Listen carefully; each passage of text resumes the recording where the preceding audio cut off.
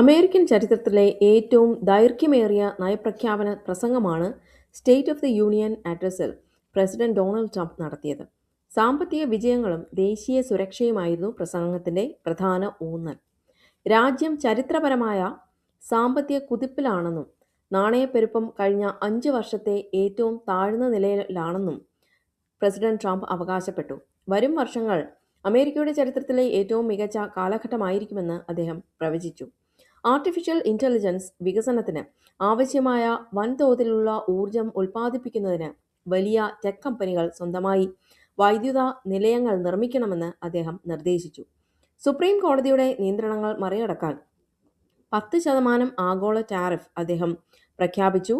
ഇത് 15% വരെയാകാൻ സാധ്യതയുണ്ട്.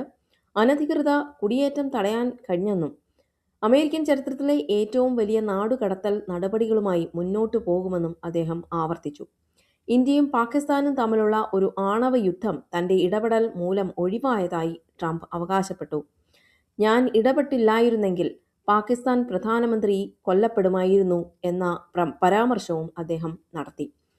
ദേശീയ സുരക്ഷയും ബഹുമതികളും ഇറാന്റെ ആണവ ഭീഷണിയെ നേരിടാൻ കരുത്തിലൂടെയുള്ള സമാധാനം അഥവാ പീസ് ത്രൂ സ്ട്രെങ്ത് എന്ന നയമാണ് സ്വീകരിക്കുന്നത്.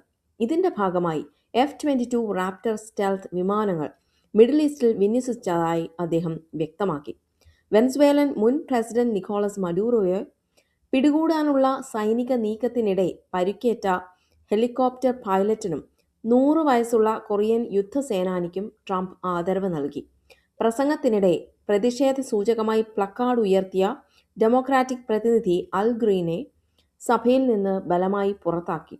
റിപ്പബ്ലിക്കൻ അംഗങ്ങൾ ട്രംപിന് വൻ സ്വീകരണം നൽകിയപ്പോൾ വീട് വാടക വർധനവും പുതിയ നികുതികളും ട്രംപ് അവഗണിച്ചുവെന്ന് പ്രതിപക്ഷം വിമർശിച്ചു. പ്രമുഖ ഡ്രഗ് കാർട്ടൽ നേതാവ് എൽ മെഞ്ചോ കൊല്ലപ്പെട്ടതിനെ തുടർന്ന് മെക്സിക്കോയിലെ വിവിധ നഗരങ്ങളിൽ അക്രമം തുടരുകയാണ്. വിനോദസഞ്ചാരികളോട് സുരക്ഷിത സ്ഥാനങ്ങൾ തുടരാൻ അധികൃതർ നിർദ്ദേശിച്ചു. എൽ മെഞ്ചോയുടെ ഒരു ഗേൾഫ്രണ്ടിന്റെ അടുത്ത സുഹൃത്തും വിശ്വസ്തനുമായ ഒരാളെ മെക്സിക്കൻ സൈന്യം രഹസ്യമായി നിരീക്ഷിച്ചിരുന്നു. ഇയാൾ ഫെബ്രുവരി 20 ആ സ്ത്രീയെ എൽ മെഞ്ചോ ഒളിച്ചിരുന്ന തപാൽപ്പയിലെ രഹസ്യ കേന്ദ്രത്തിലേക്ക് കൊണ്ടുപോയതാണ് സൈന്യത്തിന് വഴിത്തിരിവായത്. ആ സ്ത്രീയുടെ അടുത്ത വൃത്തങ്ങളിൽ ഒരു രഹസ്യ ഏജന്റിനെ കടത്തിവിടാൻ മെക്സിക്കൻ പ്രതിരോധ മന്ത്രാലയത്തിന് സാധിച്ചിരുന്നു. ഇയാൾ നൽകിയ വിവരങ്ങളാണ് എൽ മെഞ്ചോ അവിടെയുണ്ടെന്ന് ഉറപ്പിച്ചത്. അമേരിക്കൻ ഏജൻസികളായ CIA, FBI എന്നിവർ എൽ മെഞ്ചോയുടെ ഒളിത്താവളങ്ങളെക്കുറിച്ചുള്ള കൃത്യമായ വിവരങ്ങൾ മെക്സിക്കൻ സൈന്യത്തിന് കൈമാറി. ഒരു പ്രെഡേറ്റർ ഡ്രോൺ ഉപയോഗിച്ച് ആ കേന്ദ്രത്തെ ദിവസങ്ങളോളം നിരീക്ഷിച്ച ശേഷമാണ് സൈന്യം ആക്രമണം നടത്തിയത്.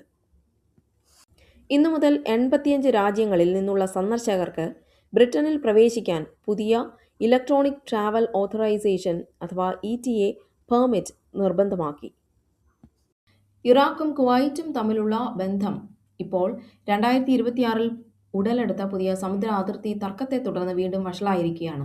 2026 ജനുവരിയിൽ ഇറാഖ് ഐക്യരാഷ്ട്രസഭയിൽ സമർപ്പിച്ച പുതിയ സമുദ്ര ഭൂപടം തങ്ങളുടെ പരമാധികാരത്തെ ലംഘിക്കുന്നുവെന്ന് കുവൈറ്റ് ആരോപിച്ചു. ഇതിനെതിരെ കുവൈറ്റ് ശക്തമായ പ്രതിഷേധം അറിയിച്ചിട്ടുണ്ട്. സൗദി അറേബ്യയും UAEയും ഉൾപ്പെടെയുള്ള GCC രാജ്യങ്ങൾ കുവൈറ്റിന് പിന്തുണ പ്രഖ്യാപിക്കുകയും അന്താരാഷ്ട്ര നിയമങ്ങൾ പാലിക്കാൻ ഇറാഖിനോട് ആവശ്യപ്പെടുകയും ചെയ്തു.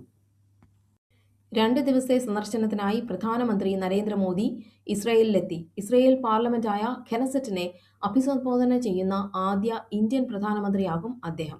പ്രതിരോധം, ആർട്ടിഫിഷ്യൽ ഇന്റലിജൻസ് എന്നീ മേഖലകളിൽ പ്രധാന കരാറുകൾ ഒപ്പിടാൻ സാധ്യതയുണ്ട്. ജാർഖണ്ഡിലെ ഛത്രയിൽ എയർ ആംബുലൻസ് തകർന്ന് 2 പൈലറ്റുമാരും ഒരു കുടുംബത്തിലെ 5 പേരും ഉൾപ്പെടെ 7 പേർ കൊല്ലപ്പെട്ടു. വിമാനത്തിൽ ബ്ലാക്ക് ബോക്സ് ഇല്ലാത്തത് അന്വേഷണത്തെ ബാധിക്കുമെന്ന് റിപ്പോർട്ടുകളുണ്ട്. ആഗോള സാമ്പത്തിക അനിശ്ചിതത്വം കാരണം ഇന്ത്യൻ ഓഹരി വിപണിയിൽ വൻ ഇടിവുണ്ടായി. സെൻസെക്സ് 1069 പോയിന്റ് താഴ്ന്നാണ് വ്യാപാരം തുടരുന്നത്. സുരക്ഷിത നിക്ഷേപം എന്ന നിലയിൽ സ്വർണത്തിന് ഡിമാൻഡ് വർദ്ധിച്ചതോടെ വില 10 ഗ്രാമിന് 1,61,250 രൂപ എന്ന നിരക്കിലെത്തി. വെള്ളി വില കിലോയ്ക്ക് 2.6 ലക്ഷം രൂപ പിന്നിട്ടു. കണ്ണൂർ റെയിൽവേ സ്റ്റേഷനിൽ KSU പ്രവർത്തകർ നടത്തിയ പ്രതിഷേധത്തിനിടെ ആരോഗ്യമന്ത്രി വീണ ജോർജിന് പരിക്കേറ്റു. കൈക്കും കഴുത്തിനും പരിക്കേറ്റ മന്ത്രിയെ കണ്ണൂരിലെ ആശുപത്രിയിൽ പ്രവേശിപ്പിച്ചു. ദി കേരള സ്റ്റോറി 2 സിനിമയുടെ സെൻസർ സർട്ടിഫിക്കറ്റ് റദ്ദാക്കണമെന്ന ഹർജികളിൽ തീരുമാനമെടുക്കാൻ ഹൈക്കോടതി ഇന്ന് ഉച്ചയ്ക്ക് 3 മണിക്ക് പ്രത്യേക സ്ക്രീനിംഗ് നടത്തും. ടീസർ പിൻവലിച്ചെന്ന വാർത്തകൾ നിർമ്മാതാക്കൾ നിഷേധിച്ചു.